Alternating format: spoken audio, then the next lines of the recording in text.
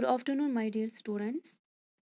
आज का हमारा टॉपिक है, आज की हमारी मॉल स्टोरी है हेवन एंड हेल।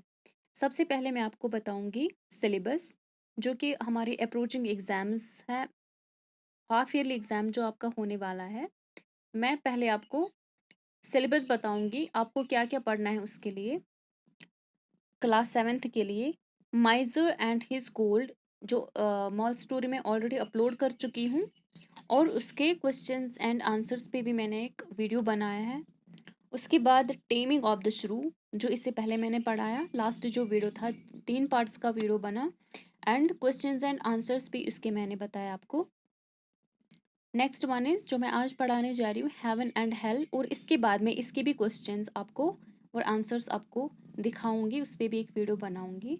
तो ये 3 चैप्टर्स हैं, इनके टाइटल्स भी मैंने आपको बताए। आप इनके क्वेश्चंस आंसर्स अच्छे से पढ़िए, याद रखिए, और ये मॉल स्टोरीज भी पढ़िए, और आपको हाफ ईयरली एग्जाम्स में इन तीनों में से क्वेश्चंस आएंगे। ठीक है, now let's get started. Haven and hello यानी जन्नत और जहन्नम। Think on the following quote and note down your thoughts in the life skill journal. Teamwork divides the task and multiplies the success. Teamwork जो हमें हर school में सिखाया जाता है, टीम वर्क एक दूसरे के साथ मिलकर काम करना, डिवाइड इज द टास्क आपके काम का बोझ कम करता है, एंड मल्टीप्लाइज द सक्सेस और आपकी कामयाबी को दुगना कर देता है। यानी आप जब टीम वर्क में आप काम करते हो, जब आप अकेले काम करते हो, आप पे काफ़ी ज़्यादा काम का बोझ आता है और आप रिजल्ट्स पे भी श्योर नहीं होते हो। जब आप टीम में रह के काम करते हो, एक दूसरे की बात मान के काम करते हो, डिसिप्लिन में रह के काम करते हो, रूल्स फॉलो करके काम करते हो, तो एक तो सबसे पहले काम का बोझ कम हो जाता है, और दूसरा आपके रिजल्ट्स भी फ्रूटफुल और बेनिफिशियल आते हैं। Sit comfortably with your backs straight, put both your hands on your head, close your eyes, breathe in through your nose. Try to inhale enough so that your lower abdomen rises and falls. Slowly exhale through your mouth, open your eyes and bring your attention back to the class. जब हम बहुत सारे classes continuously देते हैं तो बहुत सारी थकान महसूस होती है, और खुद को नेक्स्ट क्लास के लिए आप मेंटली कैसे प्रिपेयर करोगे, आपको थोड़ा सा मेडिटेशन करना है। सिट कंफर्टेबली, आपको किसी जगह पे, चाहे आप चेयर पे बैठे हो, चाहे आप किसी बाहर किसी ज़मीन पे, कहीं पे भी आप बैठे हो, पार्क में, जहाँ पे भी आपका क्लास चल रहा है, कंफर्टेबली बैठिए, खुद को बिना किसी तकलीफ में रख के आप बैठिए, और आपका जो बैक है वो एकदम स्ट्रेट रखिए। अपनी बॉडी को, अपने बैक साइड को कहीं पे भी बेंड मत करें, और आप आपके जो हाथ हैं वो आपके हेड पे होने चाहिए, आपके सर पे होने चाहिए। उसके बाद आप अपनी आईज को बंद करोगे और सांस लेना स्टार्ट करोगे थ्रू योर नोज। मतलब आपको आपकी नोज से, आपकी नाक से सांस लेना है, और अपना माउथ जो है वो बंद रखना है। ट्राई टू इनहेल एनफ, आपको काफ़ी ज़्यादा इनहेल करना है, ब्रीद इन करना है, सांस अंदर लेनी है। Slowly exhale through your mouth, और नाक से जब आप बहुत सारी सांस अंदर लोगे, और उसके बाद क्या करना है, एक्सेल करना है माउथ से, मुंह से आपको सांस छोड़नी है, स्लोली स्लोली, काफ़ी धीरे धीरे से। Open your eyes and bring your attention back to the class. उसके बाद अपनी आइज खोले और आप एनर्जेटिक फील करोगे, और नेक्स्ट क्लास के लिए आप तैयार हो जाओगे। Long, long ago, in a small town, there lived an old woman. Her life so far had been quite comfortable. However, there was a strange wish she always had. काफ़ी time पहले की बात है, काफ़ी वक्त पहले की बात है, एक छोटे से कस्बे में, टाउन यानी कस्बा, एक वहाँ पे एक कस्बे में कहीं पे एक बूढ़ी औरत रहती थी, एक बुजुर्ग औरत रहती थी, और उसकी ज़िंदगी पहले से लेके आज तक का उसका जो ज़िंदगी का सफ़र रहा है, हैड बीन क्वाइट कंफर्टेबल, काफ़ी पुरसुकून रहा है। However, there was a strange wish she always had. लेकिन उसके बावजूद भी उसको एक विश थी, वो कुछ चाहती थी, इसकी कोई ख्वाहिश थी, बट वो स्ट्रेंज थी, कुछ अजीब सी ख्वाहिश थी इसकी। She wanted to see for herself the difference between heaven and hell. Although she had read books and had spoken to people of her town, She couldn't find a satisfactory answer to her question. So, at the recommendation of a friend, she went to see a clever saint. उसकी ज़िंदगी काफ़ी खुशगवार रही है, बिना किसी तकलीफ के उसने ज़िंदगी गुजारी है, उसके पास सब कुछ था। लेकिन अब ज़िंदगी के आखिरी दौर पे जबकि वो बूढ़ी हो गई थी, उसको एक ख्वाहिश थी, लेकिन वो काफ़ी अजीब-गरीब ख्वाहिश थी। वो चाहती थी कि पहले मैं मरने से पहले मैं एक बार देखूँ कि जन्नत और जहन्नम में फ़र्क क्या है? जन्नत कैसा दिखता है और यानी हेवन कैसा दिखता है और हेल कैसा दिखता है।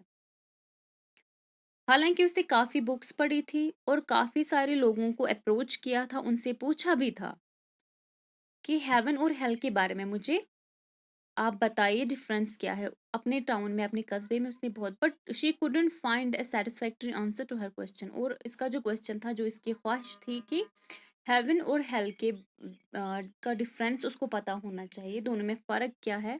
बहुत सारे लोगों ने जवाब दिया, लेकिन ये किसी जवाब पे मुतमईन नहीं हुई, सैटिस्फाई नहीं हुई। So at the recommendation of a friend, उसकी किसी एक दोस्त ने उसको मशवरा दिया, रिकमेंड किया। She went to see a clever saint. उसको किसी ने मशवरा दिया कि कहीं जगह पे एक बुजुर्ग नेक ईमानदार पीर, सेंट या दरवेश भी उसको बोल सकते हैं, तो कहीं पे वो रहता है, तो आप एक बार उसको विजिट करें, आप एक बार उसके पास जाकर उससे ये सवाल पूछिए। When the saint saw the old woman in front of his hermit, he welcomed her and asked her the reason for her visit. जब उस जोगी बाबा ने अपने घर के सामने या कहीं पे भी वो रहता था, उसने देखा सामने एक बूढ़ी औरत है, तो उसने पहले उसको वेलकम किया, खुशामदीद किया, एंड उसके बाद उसको रीज़न पूछा, उसको वजह पूछी उसके पास आने की। At first the old lady hesitated, then she gathered courage and said, सबसे पहले ये जो बूढ़ी औरत थी, हिचकिचाई, डरी कुछ बोलने से, लेकिन then she gathered courage, उसके बाद उसने हिम्मत जुटाई और कुछ कहा। Sir, my life is blessed and God has been very kind to me. I have everything in my life that makes me happy. Sir, मेरे पास मुझे जो खुदा ने ज़िंदगी दी है, काफ़ी अच्छी पुरसुकून ज़िंदगी दी है और मुझ पे खुदा हमेशा मेहरबान रहा है। मेरे पास हर एक वो चीज़ है जो मुझे ज़रूरत था, जिससे मुझे खुशी मिलती। मेरे पास हर वो चीज़ है।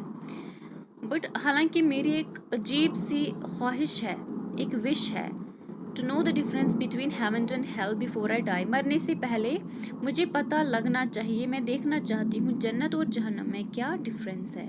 The saint agree to grant her request. ये जो बाबा है, बुजुर्ग है जो है, उन्होंने एग्री किया, उन्होंने मान लिया उनकी रिक्वेस्ट। ठीक है। What you see may surprise you as things are different from what they appear to be, said the saint. बाबा ने कहा, उस पीर बाबा ने कहा, सबसे पहले मैं आपको एक बात बताऊंगा।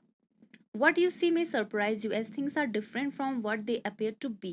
जो भी आप देखोगी आप हैरान रह जाओगी, क्योंकि हमेशा चीज़ें जैसी दिखती है वैसी होती नहीं, और जो जैसी होती है वैसी दिखती नहीं। काफ़ी डिफरेंस होता है चीज़ों को देखने में, उनको परखने में, उनको समझने में। With this, इसके साथ he blindfolded the old woman and said, I will first show you hell. Blind का मतलब होता है आंखों पर जो पट्टी रखते हैं। उसने ओल्ड वुमन की आंखों पे पट्टी लगाई और कहा, सबसे पहले मैं आपको जहन्नुम का नजारा कराता हूँ। On reaching hell, the saint removed the blindfold and the woman found herself at the entrance of a huge dining hall. She could smell the aroma of delicious foods and could hear the sound of delicate and fine cutlery. जब hello पे पहुंचते ही, on reaching the hell, the saint removed the blindfold. जब वो hello के पास पहुंच गए और जो बाबा है, बुजुर्ग बाबा है, उन्होंने जो ब्लाइंड फोल्ड था, जो आंखों की पट्टी है, वो रिमूव कर दी। उस वुमन की आंखों से वो पट्टी हटा दी, और उसने जब आंखें खोली तो उस औरत को समझ आ गया कि मैं at the entrance of a huge dining hall, मैं डाइनिंग हॉल के एंट्रेंस यानी कोई डोर हो, कोई अंदर जाने की जगह हो, वहां पे उसने खुद को पाया। She could smell the aroma of delicious foods. उसने, अरोमा का मतलब होता है महक, उसको खुशबू आ रही थी उसको खुशबू आ रही थी, बहुत महक आ रही थी, डिलिशियस फूड्स, मज़ेदार खानों के एंड मज़ेदार पकवानों की, and could here the sound of delicate and fine cutlery, और उसको आवाज़ भी सुनाई दे रही थी। डेलिकेट यानी बहुत ही खूबसूरती से बनाए हुए, नाजुक, एंड फाइन कटलरी, कटलरी का मतलब होता है जो हमें खाने पीने के टाइम पे जो हमें इस्तेमाल जब हम करते हैं खाने पीने खाने के लिए, फॉर एग्जांपल छुरा होता है, नाइफ, और कांटे होते हैं, फोक्स, और चमचे दैट इज स्पून्स, तो उनको हम कंबाइनली कटलरी बोलते हैं। The monk took her through the doors. It was enormous dining hall. तो ये जो monk है, monk मतलब ये जो दरवेश है, इन्होंने इस औरत को बहुत सारे बहुत सारे डोर्स थे उस डाइनिंग हॉल की, क्योंकि बहुत बड़ा था, एक दरवाजे से या फिर दूसरे दरवाजे से अंदर ले गया उसको। It was an enormous, enormous का मतलब होता है काफ़ी बड़ा डाइनिंग हॉल था। डाइनिंग हॉल मतलब वो हॉल जहाँ पे हम खाना खाते हैं। वाइड एंड लॉन्ग, काफी लंबा और चौड़ा था। The pillars of the hall were intricately carved and beautiful chandeliers hung over all the tables. जो पिलर्स थे इस हॉल के, वर इंट्रिकेटली का मतलब होता है बहुत ही, उन पे मुश्किल काम किया गया था। कावर्ड मतलब तराशे गए थे। एंड ब्यूटीफुल, काफी खूबसूरत। चैंडलियर्स मतलब जो डेकोरेटिव फ्रेम होता है, जिसमें काफी सारे लाइटिंग बल्ब्स या कैंडल्स होते हैं, जो सीलिंग से हंग करता है नीचे, ठीक है, उसको हम चैंडलियर्स बोलते हैं। ऑल द टेबल्स, हर किसी टेबल के पास थे। The ambience was amiable and soothing and soft music played in the background. जो एम्बियंस था मतलब जो वहाँ का एनवायरनमेंट था, जो इर्द गिर्द माहौल था वहाँ पे, वो काफ़ी अमेबल यानी काफ़ी खुश मिजाज लग रहा था। And soothing as soft music played in the background, और बैकग्राउंड में एक सॉफ्ट सा, बहुत ही नरम, बहुत ही सॉफ्ट और दिल को खुश करने वाला म्यूजिक बज रहा था।